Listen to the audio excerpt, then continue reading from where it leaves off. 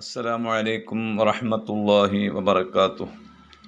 ബിസ്മില്ലാഹി വൽഹംദുലില്ലാഹ് വസ്സലാത്തു വസ്സലാമു അലാ റസൂലില്ലാഹ് വഅലാ ആലിഹി വഅസ്ഹാബിഹി അൽഫായിസീന ബിറിളല്ലാഹി അമ്മാ ബഅദ്. ഫിഖ്ഹ് പാഠം 108.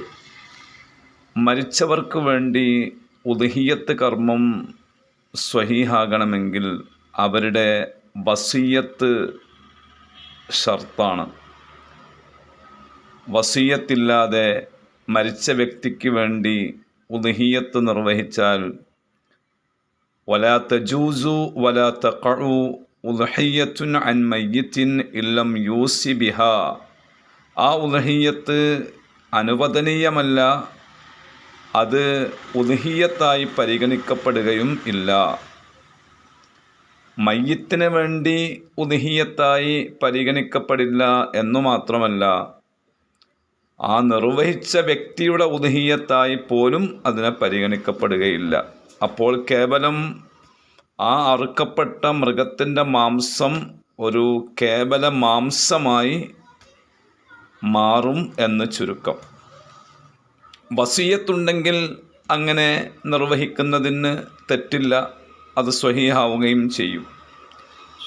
മഹാനായ സയ്യിദുനാ റസൂലുള്ളാഹി സ്വല്ലല്ലാഹു അലൈഹി വസല്ലമ തങ്ങളുടെ വസിയ്യത്ത് പ്രകാരം അലി ഇബ്നു അബീ ത്വാലിബ് റളിയല്ലാഹു തആല അൻഹു ഉദ്ഹിയ്യത്ത് നിർവഹിച്ചത് ചരിത്ര ഗ്രന്ഥങ്ങളിൽ നമുക്ക് കാണാൻ സാധിക്കും.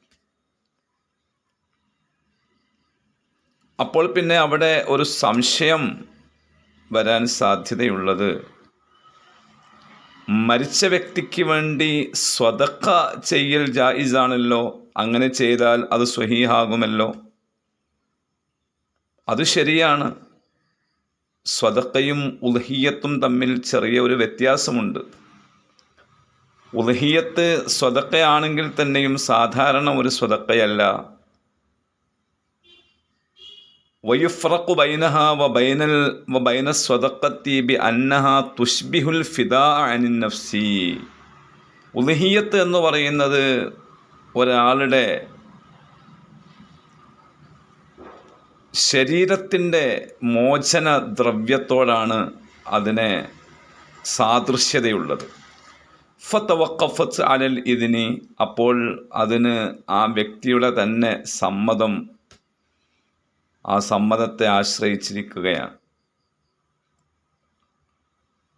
വമിൻ സമ്മ ലം യഫ്അൽഹാ വാരിസുൻ വലാ അജ്നബിയുൻ. അപ്പോൾ പിന്നെ ഈ മരിച്ച ആളിൻ്റെ അനന്തരാവകാശിയാവട്ടെ, ഇനി അതല്ല അന്യ ഒരാളാവട്ടെ, അവർ മരിച്ച വ്യക്തിക്ക് വേണ്ടി ഉദ്ഹിയ്യത്ത് നിർവഹിച്ചാൽ, അഥവാ ഞാൻ ഈ മൃഗത്തെ ഉദ്ഹിയ്യത്ത് നിർവഹിക്കുന്നു, എൻ്റെ മരണപ്പെട്ടു പോയ പിതാവിന് വേണ്ടിയുള്ള ഉദ്ഹിയ്യത്ത്, അല്ലെ ഇന്നാലിൻ്റെ വ്യക്തിക്ക് വേണ്ടിയുള്ള ഉദ്ഹിയ്യത്ത് എന്ന അർത്ഥത്തിൽ നിയ്യത്ത് ചെയ്തുകൊണ്ട് ആ മരണപ്പെട്ട വ്യക്തിയുടെ ഉദ്ഹിയ്യത്ത് നിർവഹിച്ചാൽ അത് സ്വഹീഹാവുകയില്ല. എത്രത്തോളം എന്ന് വെച്ചാൽ, മയ്യത്തിന് നിർബന്ധമായ ഉദ്ഹിയ്യത്താണെങ്കിൽ പോലും, അഥവാ അദ്ദേഹം ജീവിതകാലത്ത് ഉദ്ഹിയ്യത്ത് നേർച്ചയാക്കിയിരുന്നു, അത് നമുക്കറിയും.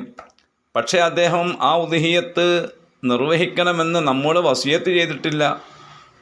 അങ്ങനെയുള്ള നിർബന്ധമായ ഉദ്ഹിയ്യത്ത് തന്നെ നമ്മൾ നിർവഹിച്ചാൽ പോലും അത് പരിഗണിക്കപ്പെടുകയില്ല. കാരണം അത് അദ്ദേഹത്തിൻ്റെ ശരീരത്തിൻ്റെ മോചനദ്രവ്യത്തിൻ്റെ സ്ഥാനത്താണുള്ളത്. അത് അദ്ദേഹം തന്നെ നിർവഹിക്കണം, അല്ലെങ്കിൽ അദ്ദേഹത്തിൻ്റെ വസിയത്ത് വേണം. ഇപ്പറഞ്ഞത് മരിച്ച വ്യക്തിക്ക് വേണ്ടി സാക്ഷാൽ മയ്യത്തിൻ്റെ ഉദ്ഹിയ്യത്തായിട്ട് നമ്മൾ നിർവഹിക്കുന്നിടത്താണ്. അതേസമയം നമ്മൾ ഉദ്ഹിയ്യത്ത് നമ്മുടേത് നിർവഹിച്ചിട്ട് അതിൻ്റെ പ്രതിഫലം മരിച്ചുപോയ ആൾക്ക് ഹദിയ ചെയ്യുന്നതിനെ കുറിച്ചല്ല. അത് ജായിസാണ്, സ്വഹീഹാണ്. അങ്ങനെ ചെയ്താൽ അതിൻ്റെ പ്രതിഫലം അവർക്ക് ലഭിക്കുകയും ചെയ്യും, മറ്റു കർമ്മങ്ങളെപ്പോലെ തന്നെ. അതിൽ തർക്കമില്ല. ഇക്കാര്യം കൃത്യമായി മനസ്സിലാക്കണം.